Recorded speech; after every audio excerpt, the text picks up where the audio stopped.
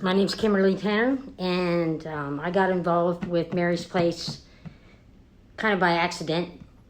It was I was homeless, and I used to stay at a off-site shelter in Seattle, where Marty Hartman, she used to, her and her friend Vicky used to take a van of us homeless girls from the shelter out to Lakeview to her church, and I was staying out there.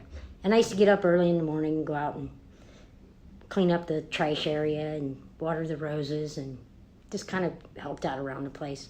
And Marty would come pick us up in the morning and take us back.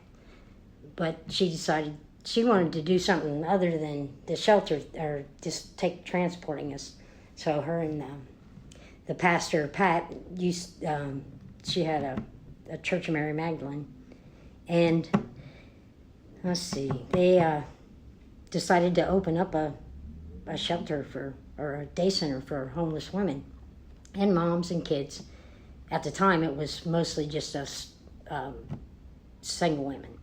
And that's how I met Marty. She asked a bunch of us that went to Lakeview if we wanted to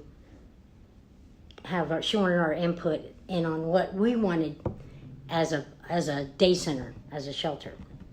And there was probably 6 or 7 of us girls. And she used to bribe us with movies and hot chocolate and stuff. We'd go ask her, answer her questions for her. And then it wasn't too long after that, they opened a day center for us homeless women in the bottom of First Methodist Church. And let's see, I had gotten clean. I met somebody and she was clean and sober, and so we got together and I started working on a recovery program with her. And but I was still going to the day center. I was still homeless. And a position came open for a part-time to be like a resource coordinator, just to fill in when she wasn't there, to close the place or open the place. And Marty asked me to apply for the job, so I did. And I got it. But, I used to do scrub trash can. I'd do anything just to stay busy. Because when you're trying to stay away from the riffraff and the crap, you need stuff to keep yourself busy. Mm-hmm. And I like to be needed, I guess. And that's how I kind of got involved with it and started working. Turned into full-time, and it's about the extent of that. I've been here, I took 2 years off because I got a little screwed up behind some, I think it was just overload and burnout, not taking care of my own needs first, and relapsed and came back and worked my way back into my job. And been here ever since. Great. How many years is that? My hire date was June 23rd, 2000. Oh, wow. It's a long time. Mm-hmm. Wow. It's okay. Before we go on to the next one, can I ask you not to? Oh. Can't type that out. Can't edit that out. It's going to get recorded in your audio. Sorry. That's okay. That's totally fine. All right, so my next question is going to be, what's your favorite memory of Mary's Place? Was there a moment, an interaction, or an experience you've had that stands out? Quite a few. Yeah, one time when we used to go on field trips at the day center, and Marty took us to Bremerton, and we locked the keys in the van. And it was quite hilarious, because here I am with a coat hanger trying to unlock the van, thinking the cops are going to come and we're all going to get jacked up, and it was just funny. It was just a funny moment. It's right off the top of my head. It's just watching people get housing and watching people actually take accountability for their situation and being able to rise above, mm-hmm. And come back and volunteer and be part of the program, mm-hmm. Because it gives a lot. It's just what you want to take out of it, Mm-hmm. Saved my life. Mm-hmm. Great. You can share more than one memory if you want. If you have any others. I really don't off the top of my head. Good. You've been here a while, but I bet you have a few if you think about it. Well, when you think of some more, you will come back to it, okay? Yeah. So throughout your time at Mary's Place, what impact did you see Mary's Place have in the community? For the single women or for the families? Whichever, both. Just the other places that are for the single women or moms with kids, they don't really involve you. Like, you don't really have an input, and there's not a whole lot of places where you can like share. Like at the day center, they have a community meeting and stuff, and that's vitally important for people to be able to share, to be able to talk and be heard, because it's not everywhere else. You're like shoved in and you sit there all day, or they don't engage you. They don't want you to, or it seems like that to me. Then, anything to help out or to show that you're capable of functioning. Most of the programs don't do that. And you develop relationships with people, and that's in order to get people to have trust in you, because they see so many staff and other programs in and out, in and out, in and out. It's constantly changing. But to have that consistency with another individual, you begin to share more, you begin to open up and let down the walls and talk about what's real, and being able to share. I don't know what it's like to be a single mom. I don't know how they do it, but it's got to be. They've got my support, that's for sure. Do you still visit the day center? No. No. Marty's not there. I don't have no reason to go over there. Yeah. Yeah.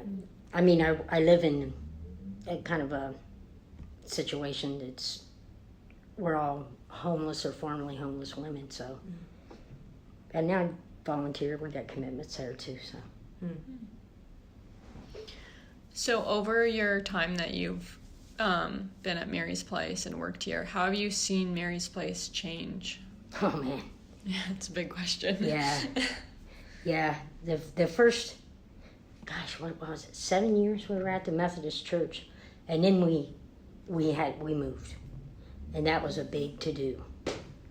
And I remember I was sick, and I didn't feel good, and I didn't go to work the first day of the move, and I felt so bad. And then the second day was just moving odds and ends.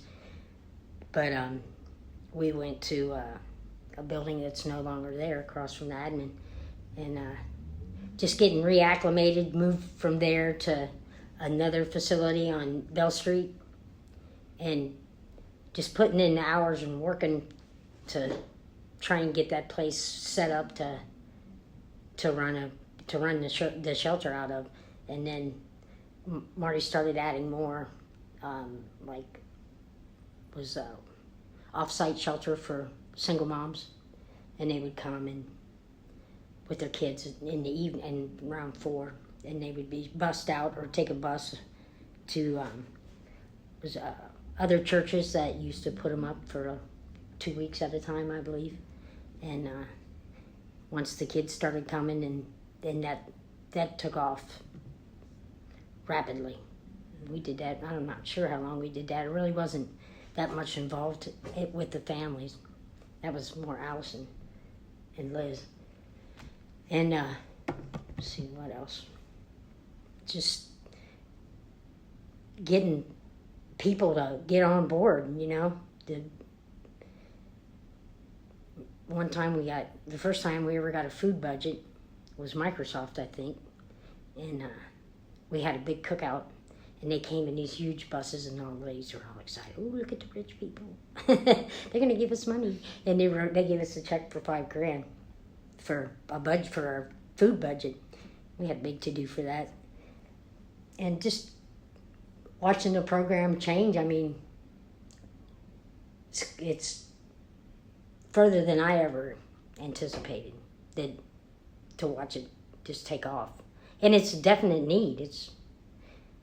That's for sure. It's not like everybody's like we're hungry for families, because we got plenty of those coming in. Day after day, it's just everything changes, and that's the thing, the people change. It's constant turnover, which is good. It means people are getting places to live. And just the roster, I mean, to go to a staff meeting now is like, you need a coliseum for that.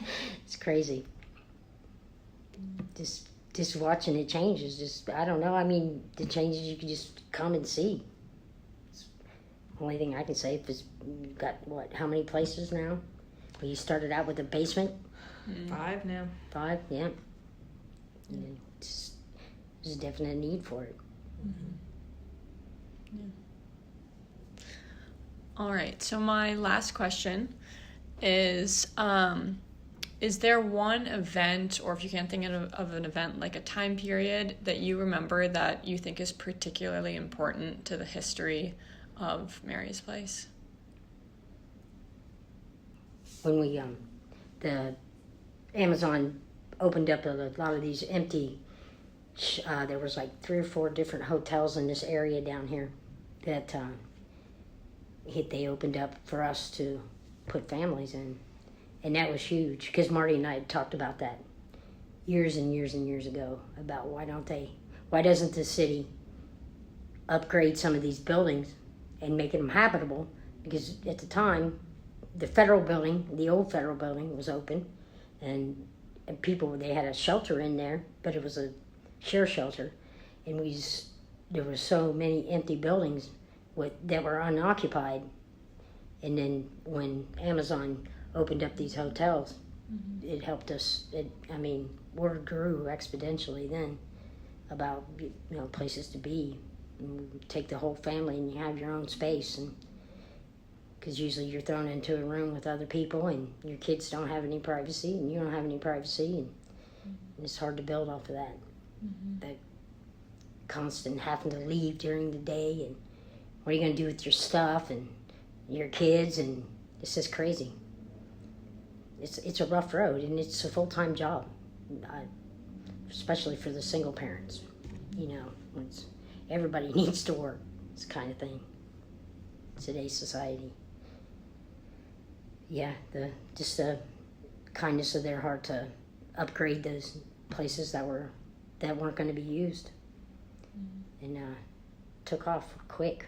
We filled up quick in these hotels. And now you see other people doing it.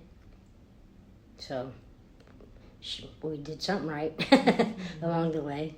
Marty did. Amazon's done a lot for us.